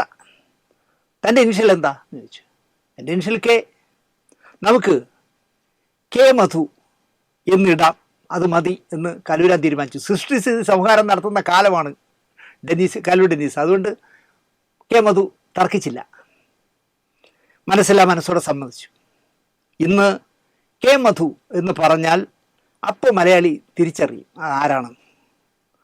രാമു കാര്യാട്ട് ആദ്യമായിട്ടൊരു അവസരം നൽകാമെന്ന് ഒരു നാടകരംഗത്തൊക്കെ പ്രവർത്തിക്കുന്ന ഒരു ചെറുപ്പക്കാരന് ഉറപ്പ് നൽകി. അപ്പോൾ കാര്യമായിട്ട് പറഞ്ഞ പടം തുടങ്ങുന്നതിന് മുമ്പ് അയാൾക്ക് മറ്റൊരു സിനിമ കിട്ടി. അതിൽ കയറി അഭിനയിച്ചു. പടം തിയേറ്ററിൽ വന്നപ്പോൾ തൻ്റെ മുഖം സ്ക്രീനിൽ തെളിയുന്നത് കാണാൻ ആ പുതുമുഖം ആദ്യം തന്നെ കാണാൻ പോയി. ടൈറ്റിലുകൾ ഒന്നൊന്നായി വന്നപ്പോഴയാൾക്ക് വലിയ നിരാശയായി. തൻ്റെ പേരൊഴിച്ച് മറ്റെല്ലാവരുടെയും പേരുകൾ ടൈറ്റിലുണ്ട്. പടം കണ്ട ശേഷം ആ ചെറുപ്പക്കാരൻ നിർമ്മാതാവിനോട് പരിഭവം പറഞ്ഞു. ആരാ പറഞ്ഞത് പടത്തിൽ നിൻ്റെ പേരില്ല എന്ന്? ആദ്യം തന്നെ നിൻ്റെ പേരിൽ എഴുതി കാണിക്കണേ. ഇല്ല, ഞാൻ ശ്രദ്ധിച്ചു എന്നായി ചെറുപ്പക്കാരൻ. നിർമ്മാതാവിന് അപ്പോഴാണ് കാര്യം പിടികിട്ടിയത്. ബഞ്ചൂർ മാധവൻ നായർ എന്ന പ്രശസ്തനായ ഒരു ക്യാരക്ടർ നടൻ ഉണ്ടായിരുന്നു. അപ്പോൾ ബഞ്ചൂർ മാധവൻ നായർ അടക്കം ഉള്ളതിനാൽ ഈ ചെറുപ്പക്കാരൻ്റെ മാധവൻ നായർ എന്ന പേരിന് പകരം മധു എന്നാണ് ടൈറ്റിൽ എഴുതി കാണിച്ചത്. അത് ഈ മാധവൻ നായർ അറിഞ്ഞില്ല. 10-65 വർഷം മധു എന്ന നാമധേയത്തെ മലയാളി നെഞ്ചിലേറ്റി എന്ന് ഞാൻ പറഞ്ഞല്ലോ. നമ്മുടെ മധു സാറിൻ്റെ കാര്യമാണ്. പ്രേം നസീർ, സത്യൻ തുടങ്ങി ഇങ്ങനെ പേര് മാറ്റിയവർ ധാരാളമുണ്ട്. മഹാരാജാസിലും ലോ കോളേജിലും പഠിക്കുമ്പോൾ ചെറുപ്പത്തിൻ്റെ തിളപ്പിൽ പലതും ചെയ്തു കൂട്ടിയ പോലെ തന്നെ സ്വന്തം പേര് പലരോടും പലതായി പറഞ്ഞ കക്ഷിയായിരുന്നു PA മുഹമ്മദ് കുട്ടി. പലരുടെയും പല പേരാ പറഞ്ഞ, ഒരു സ്വന്തമായൊരു പേരില്ല. നിലത്ത് വീണ ഐഡൻറ്റിറ്റി കാർഡ് കയ്യിൽ കിട്ടിയ ഒരു കൂട്ടുകാരനാണ് ഇവൻ്റെ യഥാർത്ഥ പേര് PA മുഹമ്മദ് കുട്ടിയാണെന്ന് തിരിച്ചറിയുന്നത് ആദ്യമായിട്ട്. എന്നാൽ അച്ഛനമ്മമാർ പോലും മുഹമ്മദ് കുട്ടി എന്നാണ് അയാളെ വിളിച്ചത്. എന്നാൽ മമ്മൂട്ടി എന്ന് വിളിച്ചത് ബന്ധുക്കൾ ആരുമല്ല. കോളേജിൽ പാറ്റേൺ 2-ലെ ശശിധരനാണ് ഡാ മമ്മൂട്ടി എന്ന് സ്നേഹപൂർവ്വം വിളിച്ചത്. ഡാ മമ്മൂട്ടി എന്ന് വിളിച്ചത് ശശിധരനാണ്. അയാൾ പാറ്റേൺ 2-ലായിരുന്നു. സിനിമാ നടൻ മുഹമ്മദ് കുട്ടിയോ PG വിശ്വംഭരനിട്ട സജിനെന്നോ ആയിരുന്നെങ്കിൽ എത്ര ബോറായിരുന്നനെ മമ്മൂക്കയുടെ പേര് എന്ന് ഞാൻ പലവട്ടം പറഞ്ഞിട്ടുണ്ട്. മലയാള മനോരമ നടത്തുന്ന ഹോർത്തൂസ് അക്ഷരോത്സവ വേദിയിൽ, ഉദ്ഘാടന വേദിയിൽ പ്രസംഗിക്കുന്നതിനിടയിൽ മമ്മൂക്ക പറഞ്ഞു, നിങ്ങളെല്ലാവരും എന്നെ അറിയപ്പെടുന്നത് മമ്മൂട്ടി എന്നാണല്ലോ. ആ പേരിട്ട സുഹൃത്തിനെ ആർക്കും അറിയില്ല, എൻ്റെ ഒരു സുഹൃത്താണ് ആ പേരിട്ടത്. ഈ സദസ്സിൽ ആ സുഹൃത്ത് ഇരിപ്പുണ്ട് എന്ന് പറഞ്ഞിട്ട് അയാളെ വിളിച്ച് സ്റ്റേജിലേക്ക് കയറ്റി ഈ രഹസ്യം പരസ്യമാക്കി. അതുവരെയും മമ്മൂട്ടിയുടെ പേരിട്ട ആളാരാണെന്ന് ആർക്കും അറിയില്ലായിരുന്നു. എടവനക്കാട് സ്വദേശിയായ ശശിധരൻ സന്തോഷത്തോടെ സ്റ്റേജിൽ കയറി. 4 പേര് കാണുന്ന ഒരിടത്ത് വെച്ച് എനിക്ക് മമ്മൂട്ടി എന്ന് പേരിട്ടയാളെ പരിചയപ്പെടുത്തണമെന്ന് വലിയ ആഗ്രഹവുമായി നടക്കുകയായിരുന്നു ഞാനെന്ന് മമ്മൂട്ടി തുറന്നു പറഞ്ഞു. എനിക്കറിയാവുന്ന, എനിക്ക് മമ്മൂട്ടി എന്ന പേരിട്ടയാൾ ദാണ്ട് അവിടെ ഇരിക്കുന്നു, നിങ്ങൾക്ക് കാണാനായി ഞാൻ അദ്ദേഹത്തെ ഇങ്ങോട്ട് വിളിക്കാം എന്ന് പറഞ്ഞപ്പോൾ ആ ശശിധരന്, കൂടെ പഠിച്ച ശശിധരന് എത്ര സന്തോഷമായി കാണും മമ്മൂട്ടിയുടെ ആ വാചകമെന്ന് ഞാൻ ചിന്തിക്കുകയായിരുന്നു. മമ്മൂട്ടി അതിഥി വേഷം ചെയ്ത കഥ പറയുമ്പോൾ സിനിമയിൽ അശോക് രാജ് പറയുന്ന ഒരു ഡയലോഗ് ഉണ്ടല്ലോ, സൂപ്പർ സ്റ്റാർ, ചുവന്ന കല്ലുകളുള്ള കടുക്കനിട്ട ബാലൻ എന്ന എൻ്റെ സഹപാഠിയെക്കുറിച്ച് അദ്ദേഹം സംസാരിക്കുമല്ലോ. ശശിധരനെ മമ്മൂക്ക പരിചയപ്പെടുത്തിയപ്പോൾ ഞാൻ ആ കടുക്കനിട്ട നമ്മുടെ ഷീനിച്ചേട്ടനെ വെറുതെ ഓർത്തുപോയി. ഉമർ ഷെരീഫ് എന്ന പേരടക്കം എത്രയോ പേരുകൾ സ്വന്തമായി ഇട്ട് കൂട്ടുകാരെ പറ്റിച്ച മുഹമ്മദ് കുട്ടിയെ മമ്മൂട്ടിയാക്കിയ ശശിധരനോട് മലയാളികൾ നന്ദി പറയാം. ഒരു കഥ കൂടി പറഞ്ഞ് അവസാനിപ്പിക്കാം. ഞാൻ പറഞ്ഞാൽ നിങ്ങൾ എത്ര പേർ വിശ്വസിക്കുമെന്ന് എനിക്കറിയില്ല. കഴിഞ്ഞ 2-3 ദിവസമായിട്ട് എൻ്റെ 2 ഫോൺ നമ്പറിലും കേരളത്തിൽ നിന്നാവട്ടെ, ഇന്ത്യയിൽ നിന്നാവട്ടെ, വിദേശത്തു നിന്നാവട്ടെ 100 കണക്കിന് പേര് വിളിക്കുകയാണ്. സാറേ, ഒരു എപ്പിസോഡ് ആ ബാദുഷ എന്ന് പറഞ്ഞ ദ്രോഹിയെക്കുറിച്ച് ചെയ്യണം. ഞാൻ ഇപ്പോൾ ഇതിൽ ഓഡിയോ കേൾപ്പിക്കാം നിങ്ങൾ കേൾക്കണം. ഒരു ഓഡിയോ, ഒരെണ്ണമെങ്കിലും ഞാൻ കേൾപ്പിക്കാം, ഒരു ഓഡിയോ എങ്കിലും. അതുപോലെ എനിക്ക് വന്ന പോസ്റ്റുകളിൽ ചിലത് ഞാൻ ഇതിൽ പോസ്റ്റ് ചെയ്യാം. അപ്പോൾ നിങ്ങൾക്ക് മനസ്സിലാവും ഞാൻ കള്ളമല്ല പറയുന്നത്. ചേട്ടാ, ഈ വെടിക്കെട്ട് സിനിമയിൽ 600 രൂപ മുതൽ ഏതാണ്ട് 3000-3500 രൂപ വരെ ഓഡിഷനാണെന്നും പറഞ്ഞ് വാങ്ങിയിട്ടുണ്ട്. ഒത്തിരി പേരുടെ കയ്യിൽ നിന്ന് വാങ്ങിയിട്ടുണ്ട് ഈ ബാദുഷ. അതായത് 600 രൂപ കൊടുത്താലേ അതിൽ രജിസ്റ്റർ ചെയ്യാൻ പറ്റുള്ളൂ. ഇവന് ഇല്ലയെന്ന് പറഞ്ഞു കഴിഞ്ഞാൽ ഈ ആൾക്കാരെയും കൊണ്ട് നമുക്ക് നേരെ ഇവൻ്റെ വീട്ടിലേക്ക് ജാഥ നടത്താം. കഴിഞ്ഞ എന്തൊട്ടാ ഇപ്പോൾ പറയണേ, എറണാകുളത്ത് കണ്ടതിൽ വെച്ച് ഏറ്റവും നല്ല ജാതി ആയിരിക്കും. അപ്പോൾ അത് ഈ പൈസ കൊടുത്ത ആൾക്കാരുടെ വെറുതെ ഫേസ്ബുക്കിൽ ഇട്ടാൽ മതി, ഇവൻ പൈസ കൊടുക്കാൻ ആൾക്കാരൊക്കെ ക്യൂ ആയിട്ട് നിൽക്കും. 600 രൂപ മുതൽ 3000 വരെ മേടിച്ചിട്ടുണ്ട്. വേണമെങ്കിൽ വോയിസ് ക്ലിപ്പ് അയക്കണമെന്നുണ്ടെങ്കിൽ ഒത്തിരി പേര് നമുക്ക് അയക്കാൻ പറ്റും. അതൊന്നും ഒരു പ്രശ്നമുള്ള കാര്യമല്ല ചേട്ടാ. ഇവന് ഈ പൈസ ഒക്കെ ഉണ്ടാക്കിയിട്ട് ഇവന് എന്തൊട്ട് ചെയ്യണവൻ? ഇവൻ മരിച്ചു കഴിയുമ്പോൾ ഇവൻ കൊണ്ടുപോകാതിരിക്കുക. അപ്പൊ ഈ ചങ്ങായി എന്താ വിചാരിക്കണേ? ബാദുഷ എന്ന് പറഞ്ഞാൽ മറ്റേ മലയാള സിനിമയിലെ ബാദുഷ എന്നാ, അല്ലെങ്കിൽ ഇന്ത്യ എന്ന മഹാരാജ്യത്തിന്റെ ബാദുഷ എന്നാ, അല്ലെങ്കിൽ ഈ ഭൂലോകത്തിന്റെ ബാദുഷ എന്നാ? തേങ്ങ മോഷ്ടിച്ചവനാണെങ്കിൽ തലയിൽ ചകിരി കാണുമെന്ന് ചായക്കടയിൽ ഇരുന്ന് ഒരാൾ ചുമ്മാ വച്ച് കാച്ചി. തേങ്ങ മോഷ്ടിച്ചിട്ടുണ്ടോ, അവൻ്റെ തലയിൽ ചകിരി കാണും എന്ന് ചുമ്മാ അടിച്ചു. ചായ കുടിച്ചോണ്ടിരുന്ന കള്ളൻ, തേങ്ങ മോഷ്ടിച്ച കള്ളൻ, ആരും കാണാതെ തലയിൽ പതിയെ തപ്പി നോക്കി കൈയോടെ കള്ളനെ പിടികൂടുകയും ചെയ്തു. ഇന്ന് മീഡിയ 1 ചാനലിന് കൊടുത്ത ഒരു അഭിമുഖത്തിൽ ഹരീഷ് കണാരൻ തുറന്നു പറയുന്നു, എൻ്റെ പക്കൽ നിന്ന് 20 ലക്ഷം കടം വാങ്ങിയിട്ട് തരാതിരിക്കുകയും കഴിഞ്ഞ 3 വർഷമായിട്ട് എന്നെ സിനിമയിൽ നിന്ന് ഒതുക്കുകയും ചെയ്തത് മറ്റാരുമല്ല, മലയാള സിനിമയെ കഴിഞ്ഞ 2-3 വർഷം തൻ്റെ കാൽ കീഴിൽ ചവിട്ടി നിർത്തിയ ബാദുഷയാണ് എന്ന് തുറന്നു പറഞ്ഞു. അത്രയെങ്കിലും ചെയ്തു ഹരീഷ് കണാരൻ. ഈ അഭിമുഖം ലൈവിൽ പോയ ശേഷം എൻ്റെ 2 ഫോണുകളും സത്യസന്ധമായി പറയുന്ന റെസ്റ്റില്ലായിരുന്നു. ചേട്ടൻ പേര് പറയാതെ പറഞ്ഞപ്പോഴേ ഞങ്ങൾക്ക് ആളെ പിടികിട്ടി. വെള്ളിയാഴ്ചത്തെ എപ്പിസോഡ് ഇയാളെ പറ്റി ചെയ്യണം എന്നാണ് പറഞ്ഞത്. ഒരു 100 മെസ്സേജൊന്നും അല്ല എനിക്ക് വന്നത്. വെള്ളിയാഴ്ച ചേട്ടാ വേറെ ഒന്നും ചെയ്യണ്ട കേട്ടോ, വെള്ളിയാഴ്ചത്തെ പ്രോഗ്രാം അത് തന്നെ ആക്കണമെന്ന് പറഞ്ഞു. ഞാൻ വെള്ളിയാഴ്ചത്തെ പ്രോഗ്രാം ജയേട്ടനെ കുറിച്ചാണ് ചെയ്തത്. ഇത് നേരത്തെ ചിത്രീകരിക്കുമെന്ന് ഇവർക്ക് അറിയില്ലല്ലോ. എന്നെ ഏറ്റവും അധികം അത്ഭുതപ്പെടുത്തിയത് എന്നെ വിളിച്ചവരിൽ മെസ്സേജ് അയച്ചവരിൽ ഏറിയ പങ്കും മുസ്ലിം സമുദായത്തിൽപ്പെട്ടവരായിരുന്നു. അതെന്തുകൊണ്ട് എന്ന് എനിക്കിപ്പോഴും മനസ്സിലാവുന്നില്ല. ഞാൻ കരുതി അവർ പ്രൊട്ടക്റ്റ് ചെയ്യുമെന്നാണ്. പക്ഷേ വിദേശത്തു നിന്ന് എന്നെ വിളിച്ചവരും മെസ്സേജ് അയച്ചവരും ഒക്കെ മുസ്ലിങ്ങളാണ്. വിടരുത് ചേട്ടാ എന്നാണ് എൻ്റെ പറഞ്ഞത്. 20 ലക്ഷം കഷ്ടപ്പെട്ട കാശ് പോട്ടെ ഹരീഷേ എന്നാണ് എനിക്ക് പറയാനുള്ളത്. നിങ്ങളെങ്കിലും തുറന്നു പറഞ്ഞല്ലോ ആ പേരുകാരനെ എന്ന് ഞാൻ പറയും. ഞാനുമായി നല്ല ബന്ധമായിരുന്നു ബാദുഷയ്ക്ക്. ഞാൻ ഈ കൊറോണ സമയത്ത് പ്രൊഡക്ഷൻ എക്സിക്യൂട്ടീവുമാർ പട്ടിണി കിടക്കുന്നു എന്ന് മനസ്സിലാക്കിയിട്ട് അയാൾ ഓരോരുത്തർക്കും ഓരോ കിറ്റ് വെച്ച് എല്ലാ വീടുകളിലും, കേരളത്തിലെ മുഴുവൻ വീടുകളിലും എത്തിച്ചു. ആ സമയത്ത് നമ്മളൊരു എപ്പിസോഡ് ചെയ്തു. ബാദുഷമാരുണ്ടായിരുന്നാൽ പട്ടിണി കിടക്കാതെ ജീവിക്കാമെന്നൊക്കെ പറഞ്ഞ് ഞാൻ ചെയ്ത ആളാണ് ഞാൻ. പക്ഷേ അത് കഴിഞ്ഞ് ഇയാളുടെ ചെയ്തികൾ കണ്ടപ്പോൾ മലയാള സിനിമ ഒരു അപകടത്തിലേക്ക് പോകണമെന്ന് കണ്ടപ്പോൾ നമ്മളൊരു എപ്പിസോഡ് ചെയ്തു. അപ്പോൾ എന്നെ ബാദുഷ വിളിച്ചു. ബാദുഷ വിളിച്ചിട്ട് പറഞ്ഞു, ചേട്ടൻ അങ്ങനെ ആരെങ്കിലും എന്തെങ്കിലും പറഞ്ഞെന്നെങ്കിൽ ചേട്ടൻ എന്നോട് ചോദിക്കാമായിരുന്നു. ഞാൻ ചോദിക്കില്ല. ഇപ്പോൾ ഞാൻ മഴവിൽ മനോരമയിൽ സീരിയലുകൾ ചെയ്യുന്ന ഒരു കുള്ളൻ കൈക്കൂലി വാങ്ങുന്നു. അവൻ കോടിക്കണക്കിന് രൂപ ഉണ്ടാക്കി ചോറ്റാനിക്കരയിൽ വലിയ ഫ്ലാറ്റൊക്കെ വാങ്ങി, വലിയ വില കൂടിയ കാറൊക്കെ വാങ്ങി ആഡംബര ജീവിതത്തോടെ നയിക്കുന്നു.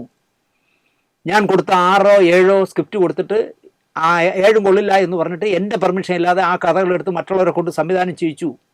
ഈ സംവിധാനം ചെയ്യുന്നതിനൊക്കെ, അത് പ്രൊഡ്യൂസ് ചെയ്യുന്നതിനൊക്കെ ഈ കുള്ളന് കൈക്കൂലി കൊടുക്കുന്നവരാണ്. മലയാള മനോരമയിൽ നിന്ന് ഒരാൾ ബാറിൽ പോയി മലയാള മനോരമയുടെ ടാഗ് ഇട്ടുകൊണ്ട് മദ്യപിച്ചാൽ അവനെ ജോലിയിൽ നിന്ന് പിരിച്ചുവിടുന്ന സ്ഥാപനമല്ലേ? അങ്ങനെയുള്ളവരടുത്ത് പെണ്ണും വെള്ളവും കാശിനും വേണ്ടി സീരിയൽ എടുക്കാൻ വരുന്ന നിർമ്മാതാവിൻ്റെ നിന്നും സംവിധായകൻ്റെ നിന്നും പെണ്ണും വെള്ളവും കാശും വാങ്ങുന്നവനെ മനോരമ വച്ചുകൊണ്ടിരിക്കാമോ എന്നൊക്കെ കേട്ട് വിശദമായ ഒരു കത്തെഴുതി മനോരമയുടെ ഈ സീരിയലിൻ്റെയൊക്കെ ഫിക്ഷൻ്റെ ഹെഡായ മനോരമയുടെ മുതലാളിക്ക് അയച്ചു കൊടുത്തു. അയാളുടെ പേര് ജയന്ത് മാമൻ. അയാൾക്ക് അയച്ചു കൊടുത്തു. ഞാൻ വിചാരിച്ചു മനോരമയല്ലേ, അവർ കൃത്യമായി അന്വേഷിച്ച് സത്യസന്ധമാണോ ഇയാൾ പറയുന്ന കാര്യങ്ങളൊന്ന് അന്വേഷിച്ചിട്ട് നടപടി എടുക്കുമെന്ന് ഞാൻ വിചാരിച്ചു. അയാൾ എന്ത് ചെയ്യുന്നു വെച്ചാൽ, ഞാൻ ഏത് ആളിനോട് പരാതി പറഞ്ഞു, ആ കുള്ളൻ്റെ കയ്യിൽ തന്നെ ഇത് കൊടുത്തിട്ട് പറഞ്ഞു, ഇതാ ശാന്തിയുള്ള ദിനേശിൻ്റെ ഒരു പരാതി വന്നിട്ടുണ്ട്, ഇത് അന്വേഷിച്ച് മറുപടി തരാം. ആര്? എല്ലാ പോകൃത്തിനും കാണിക്കുന്നതിൻ്റെ കൈ കൊടുത്തിട്ട് പറയാ, താൻ കള്ളമൊക്കെ ചെയ്തോന്നൊന്ന് പറയാമെന്ന്. എനിക്ക് ഇന്ന് ഈ ഹോർത്തൂസിൻ്റെ പ്രോഗ്രാമിൽ ഈ ജയന്ത് മാമൻ നിന്ന് പ്രസംഗിക്കുമ്പോൾ ഞാൻ ആലോചിക്കായിരുന്നു മനോരമയുടെ ഒരു അവസ്ഥ എന്ന്. ഈ പയ്യനെ നിങ്ങൾ ആലോചിച്ച് നോക്കി, ചെറുപ്പക്കാരനാണ്. അയാളുടെ സ്ഥാപനത്തിൽ നടക്കുന്ന കൊള്ളരുതായ്മയെക്കുറിച്ച് ഒരു കത്ത് കൊടുത്തപ്പോൾ, എന്നെ ചതിച്ചതിനെക്കുറിച്ച് ഒരു കത്ത് കൊടുത്തപ്പോൾ ഞാൻ ആരെ പേര് പറഞ്ഞ് അവൻ്റെ കൊടുത്തു. ഞാൻ ചെന്നപ്പോൾ, ഞാൻ ഇതൊന്നും അറിയാതെ കയറി ചെന്നപ്പോൾ എൻ്റെ കയ്യിൽ നിങ്ങൾ എൻ്റെ പേരിൽ ജയന്ത് മാമന് ഒരു മെയിൽ ചെയ്തു. ഞാൻ ചെയ്തു. അതെന്താണ് നിങ്ങൾ അങ്ങനെ എന്നെ പറ്റി ഇങ്ങനെ പറയാൻ? ഞാൻ അത് താരുണ്ടോ ചോദിക്കാൻ? ഞാൻ ആർക്ക് മെയിൽ ചെയ്യണം, ആർക്ക് കത്തെഴുതണം, ആർക്ക് പരാതി കൊടുക്കണമെന്ന് ഞാനല്ല തീരുമാനിക്കണം. അത് നിങ്ങളാരാ? അല്ല, ജയന്ത് മാമ അത് എൻ്റെ ഇല്ലാതെ തന്നത് അന്വേഷിക്കാൻ. മനസ്സിലായ?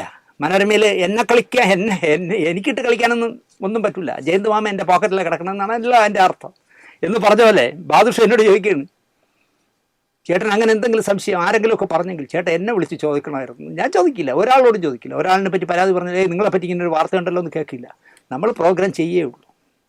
പെട്ടെന്ന് ഒരുപാട് സിനിമകൾ വന്നു ചേരുകയും 2-3 വർഷം ചില നടന്മാരുടെ ഡേറ്റുകൾ, നടിമാരുടെ ഡേറ്റുകൾ മുഴുവൻ കൈവശം വെച്ച് നോക്കുകൂലി വാങ്ങി മറച്ചു വിറ്റ് നഖം നനയാതെ നത്ത എടുക്കുന്ന പോലെ ഉള്ള പണി കാണിക്കുകയും തനിക്കിഷ്ടമില്ലാത്തവരെ ഒതുക്കുന്ന പണികൾ തുടങ്ങുകയും ചെയ്ത ശേഷം ബാദുഷ സാറിനെ നമ്മൾ അവിടെ വെച്ചാണ് വിട്ടത്. അതുവരെ എനിക്ക് ബാദുഷ ഇഷ്ടമായിരുന്നു.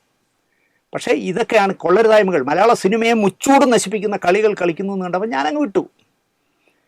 ഞാനതാണ് പഠിച്ചിട്ടുള്ളത്. ഇനി എൻ്റെ അച്ഛൻ ജീവിച്ചിരുന്നെങ്കിൽ അച്ഛൻ ചെയ്താലും ഞാൻ ഇങ്ങനെ പെരുമാറും. ഫെഫ്കയുടെയും അമ്മയുടെയും ഒക്കെ നേതാക്കൾ പോലും പലതും കണ്ടില്ല എന്ന് നടിച്ച് നടന്നു. അവർക്കൊക്കെ ഇതറിയാം. ഫെഫ്കയുടെ ഭൗതികമായി സംസാരിക്കുന്ന ആളിനൊക്കെ ഇതറിയാം. പക്ഷേ വിവരം അറിയും, ചെയ്യില്ല. ഒതുകിയാലോ യവൻ എന്ന് പേടിച്ചിരിക്കാം. തിരുവായ്ക്ക് എതിർവായി ഇല്ലാതെ പോയി. ജൂനിയർ ആർട്ടിസ്റ്റുകൾക്ക് ഒരു ദിവസം 800-ഉം 700-ഉം 1000-ഉം ഒക്കെ കിട്ടുന്ന ജൂനിയർ ആർട്ടിസ്റ്റുകൾക്ക് വരെ നിർമ്മാതാവിൽ നിന്നും കാശ് വാങ്ങിയിട്ട് 100-ഉം 120-ഉം സിനിമകളിൽ നിന്നും കാശ് ചോദിച്ചവരെ ഒഴിവാക്കുക പോലും ചെയ്തു എന്ന് എന്നെ ഒരു ജൂനിയർ ആർട്ടിസ്റ്റ് വിളിച്ചു പറഞ്ഞു. സാറേ, ജൂനിയർ ആർട്ടിസ്റ്റുകളെ സപ്ലൈ ചെയ്യുന്ന ആൾ, സാറേ ഞങ്ങളുടെയൊക്കെ അന്നത്തിൽ കൈയിടുന്നവനാണ് ഈ റാസ്കൽ. ഞങ്ങൾ ജൂനിയർ ആർട്ടിസ്റ്റുകളെ 100 പേരെ കൊണ്ടുവരാൻ പറഞ്ഞാൽ 100 പേരെ കൊണ്ടുവരും, എന്നിട്ട് പൈസ തരാമെന്ന് പറയും. ആ 100 പേരെ പൈസയും പ്രൊഡ്യൂസറിൽ നിന്ന് വാങ്ങി ഇയാൾ എടുക്കും. സാറേ തരില്ല. ഞാൻ ആ ജൂനിയർ ആർട്ടിസ്റ്റ് സപ്ലയർ വിളിച്ചതൊക്കെ ഞാൻ റെക്കോർഡ് ചെയ്ത് വെച്ചിട്ടുണ്ട് തെളിവിന്. ഇങ്ങനെയൊക്കെയാണ് കാര്യങ്ങൾ പൊയ്ക്കൊണ്ടിരുന്നത്. കൂട്ടത്തിൽ മറച്ചു വയ്ക്കാതെ ഈ കാര്യം പറയുമ്പോൾ തന്നെ നമ്മൾ ഒരു കാര്യം കൂടി പറയണം. ബാദുഷയുടെ ഗ്യാങ്ങിൽ ഈ പറയുന്ന ഹരീഷ് കണാരൻ പെട്ടല്ലോ. അപ്പോൾ നിരന്തരമായി ഹരീഷിന് സിനിമ കിട്ടി, ഇഷ്ടംപോലെ സിനിമ കിട്ടി. ആ സമയത്ത് ഹരീഷ് കണാരൻ മോശമല്ലാതെ അഹന്ത കാണിച്ചവനാണ് എന്ന് എൻ്റെ ഒരു സിനിമാ സംവിധായകൻ വിളിച്ചെന്നെ പറഞ്ഞു. ദിനേശിനെ അറിയില്ലാത്തതുകൊണ്ടാണ് ദിനേശേ. ഈ ബാദുഷയുടെ കസ്റ്റഡിയിലായപ്പോൾ വർഷത്തിൽ 365 ദിവസവും സിനിമ കിട്ടിയപ്പോൾ ഈ ഹരീഷ് കണാരൻ അഹങ്കരിച്ചത് ദിനേശിനെ അറിയാമോ? ഞാൻ ഇല്ല. അയ്യോ, ഭയങ്കര അഹങ്കാരമായിരുന്നു. കാരണം പരമശിവൻ കഴുത്തിലിരുന്ന് പാമ്പ് ചോദിച്ചു ഗരുഡ സൗഖ്യമായെന്ന് ചോദിച്ച പോലെ, എടാ ഞാൻ ബാദുഷയുടെ കൂടെ ഉണ്ടാ 100 സിനിമ ഇറങ്ങുമെങ്കിൽ 90-ൽ ഞാൻ ഇനി ഉണ്ടാവും. അതുകൊണ്ട് ഞാൻ ആരെ പേടിക്കണമെന്നുള്ളൊരു രീതിയിൽ ഹരീഷ് ഒരുപാട് സിനിമാക്കാരോട് പ്രതികരിച്ചു, ഒരുപാട് ഷൂട്ട് സ്ഥലത്ത് പ്രതികരിച്ചു എന്നാണ് എന്നെ ഒരു സംവിധായകൻ വിളിച്ച് പറഞ്ഞത്. അത് ശരിയാണോ എന്ന് ഹരീഷാണ് പറയേണ്ടത്. അത്രയ്ക്ക് അഹങ്കരിച്ചു എന്ന് പറയുന്നു. അവൻ അത്രയും വേണം, അവൻ അത്രയും കിട്ടണം. 20 ലക്ഷം പോയാൽ ഇവൻ്റെ സകലതും ബാദുഷ അടിച്ചുകൊണ്ട് പോകണമെന്നാണ് ആ സംവിധായകൻ എന്നോട് പറഞ്ഞത്. ഒരു സമയം ഒരു പടത്തിന് ഒരു കൺട്രോളർ മാത്രമേ വർക്ക് ചെയ്യാൻ പറ്റൂ എന്ന് ഫിഫ്കയുടെ പ്രൊഡക്ഷൻ എക്സിക്യൂട്ടീവ് യൂണിയൻ തീരുമാനിച്ചു. അത് മേക്കപ്പ് മാൻ ആയാലും കോസ്റ്റ്യൂമർ ആയാലും ആർട്ട് ഡയറക്ടർ ആയാലും എല്ലാം ഒരു പടം ഒരു സമയത്ത് ഒരെണ്ണേ ചെയ്യാവൂ, എല്ലാം കൂടെ വാരി പിടിക്കാൻ പാടില്ല എന്ന് തീരുമാനിച്ചു. ആ സമയത്ത് ഈ ബാദുഷ സാറുണ്ടല്ലോ, അദ്ദേഹം ഡോക്ടറാണ് കേട്ടോ, ഡോക്ടറേറ്റ് കിട്ടിയ ആളാണ്. ഡോക്ടർ ബാദുഷ സാറ് 15 പടം 20 പടമൊക്കെയാണ് ഒരേ സമയത്ത് ചെയ്തുകൊണ്ടിരുന്നത്. അതെങ്ങനെയെന്ന് ചോദിച്ചാൽ എല്ലാ സിനിമകളിലും തൻ്റെ കീഴിലുള്ള കിങ്കരന്മാരെ കൺട്രോളറാക്കും. യുവമാർ പിന്നെ മാനേര് അസിസ്റ്റൻറ്റ് തേങ്ങ മാങ്ങ എന്ന് പറഞ്ഞ് കുറേ പേര് അവർ വയ്ക്കും. ഇവരെല്ലാം ബാദുഷ പറഞ്ഞാൽ തല്ലാനും കൊല്ലാനും രാത്രിയിൽ ഫോൺ വിളിച്ച് തെറി പറയാനും തയ്യാറാവുന്ന വമ്പന്മാരായിരുന്നു. ബാദുഷ അങ്ങനെയാണ് കുറേ കാലം ഭരിച്ചത്. 2-3 വർഷം പ്രൊഡക്ഷൻ കൺട്രോളർ ഒരു അലവലാതി വയ്ക്കും. അവൻ്റെ കീഴിലൊരു പ്രൊഡക്ഷൻ മാനേജർ എക്സിക്യൂട്ടീവിന് വയ്ക്കും. അവൻ്റെ താഴെ ഒരു 5-6 മാനേജർമാർ വയ്ക്കും. കള്ളും എല്ലാ കൊള്ളരുതായ്മയും കാണിച്ച് ബാദുഷ സാറിന് ഡോക്ടർ ബാദുഷയെ പറയാറായാടാ മറ്റവനെ എന്ന് പറഞ്ഞ് രാത്രി ഫോൺ ചെയ്ത് ചീത്ത വിളിക്കും, അല്ലെങ്കിൽ കൈ കിട്ടി അടി കൊടുക്കും. അങ്ങനത്തെ ഒരു സെറ്റപ്പും കൊണ്ടാണ് ബാദുഷ ഈ പറഞ്ഞ 15-20 സിനിമകൾ ചെയ്തിരുന്നത്. എന്നിട്ട് ഫിഫ്കയുടെ നിയമം തെറ്റിക്കാതിരിക്കാൻ ഇയാൾ ചെയ്ത പണി എന്താണെന്ന് ചോദിച്ചാൽ എല്ലാ സിനിമകളുടെയും എക്സിക്യൂട്ടീവ് പ്രൊഡ്യൂസറിന് എഴുതി കാണിക്കും. അതായത് പ്രൊഡ്യൂസർക്ക് ഇപ്പോൾ 50 കോടി മുടക്കുകയാണെങ്കിൽ അതിൽ 25 കോടി കൊടുത്തത് ഇയാളായിരിക്കും, എക്സിക്യൂട്ടീവ് പ്രൊഡ്യൂസറായി. മനസ്സിലായില്ലേ? അപ്പോൾ എക്സിക്യൂട്ടീവ് പ്രൊഡ്യൂസർ ആയാൽ അങ്ങനെ 25 പടത്തിലൊന്നും പ്രൊഡക്ഷൻ എക്സിക്യൂട്ടീവ് പ്രൊഡ്യൂസർ ആവാൻ പറ്റില്ല എന്ന് ആർക്കും പറയാൻ പറ്റില്ല. എൻ്റെ കയ്യിൽ ഇഷ്ടം പോലെ കാശുണ്ട്, എനിക്കും വിദേശത്തുള്ള മണ്ടന്മാർ ഇഷ്ടം പോലെ കാശ് തരും. ഞാൻ അവന്മാർക്ക് വേറെ ചില്ലറ പണികൾ ചെയ്തു കൊടുത്താൽ മതി. ഞാൻ ആ കാശ് വെച്ച് ഞാൻ 25 സിനിമ ഒരേ സമയം ചെയ്യും. നിങ്ങൾക്ക് എന്ത് ചെയ്യാൻ പറ്റും? എന്നിട്ട് ആർക്കും സംഘടനയ്ക്കൊന്നും ഒന്നും ചെയ്യാൻ പറ്റില്ല. അങ്ങനെ എക്സിക്യൂട്ടീവ് പ്രൊഡ്യൂസറായാൽ ഒരു നടപടി എടുക്കാൻ പറ്റില്ല എന്നത് വെച്ചാണ് ഇദ്ദേഹം മുതലാക്കിയത്.